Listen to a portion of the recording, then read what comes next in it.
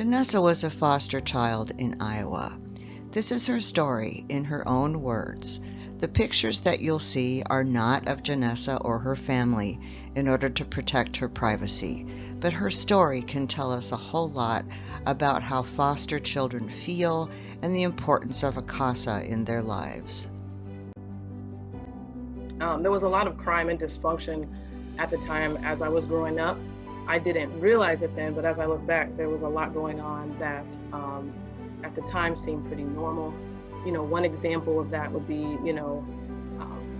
smoking, marijuana. Although it wasn't something I did growing up, I remember going to school and learning like that was wrong and that was illegal, and just being so confused by that because I was like, so many people, I didn't tell this at the time, but so many people in my family and just around me, that was just something that was done.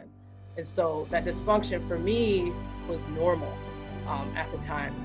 My foster care experience, when I tell my story, it began with the note from the office. So I remember I was in 8th grade and I got a pass to go to the office, which I didn't really get in trouble a lot. So I was really confused by like, what am I going to the office for? And then there was a social worker, I'll never forget. And she, said, you're coming with me. I'm going to take you to shelter.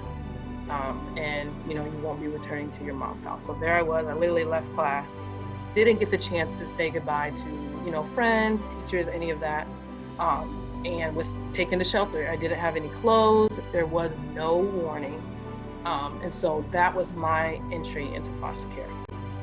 Over the next few years, Janessa experienced 6 foster homes, some stays as short as 2 months, and several shelter placements. Many of them weren't appropriate for a girl who was a good student and had never been in trouble. Especially at the shelters, she was exposed to teens whose self-destructive behaviors were completely foreign to her and frightened her.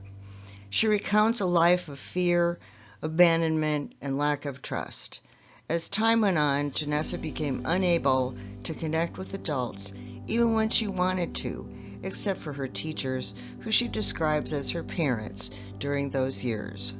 Even though I entered foster care 8th grade, 14 years old, I'm 31 now and still really living through a lot of the trauma from foster care, a lot of the trauma from before. So this has really been an entire journey. My foster care experience is still with me today. That's something that will never leave me. But this is a lifelong journey of healing. So I really want you to think about those kids, those families, and how anything that you do is going to impact them lifelong. They will never forget that experience.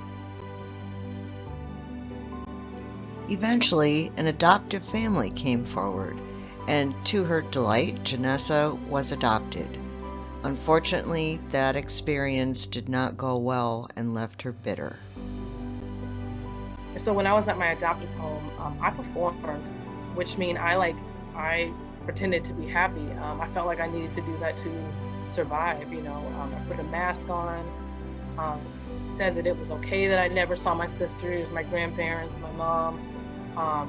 And I kind of felt like while their intentions were good, I don't feel that they were the best educated to adopt me, because when I did say things like, hey, is it okay if I go see my grandparents, or is it okay if I go spend time with my sisters, like they just didn't want me